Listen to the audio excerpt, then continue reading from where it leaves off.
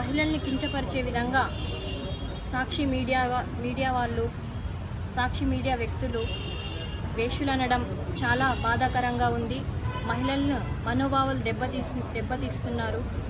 అందుకని మేము ఈరోజు ఎమ్మిగనూర్ ఎమ్మెల్యే జయనాక్షర్ రెడ్డి గారి ఆధ్వర్యంలో సోంప సర్కిల్ నుండి పోలీస్ స్టేషన్ వరకు ఊరేగింపుతో వాళ్ళు మాకు క్షమాపణ చెప్పాలని పోలీస్ స్టేషన్లో లిఖితపూర్వకంగా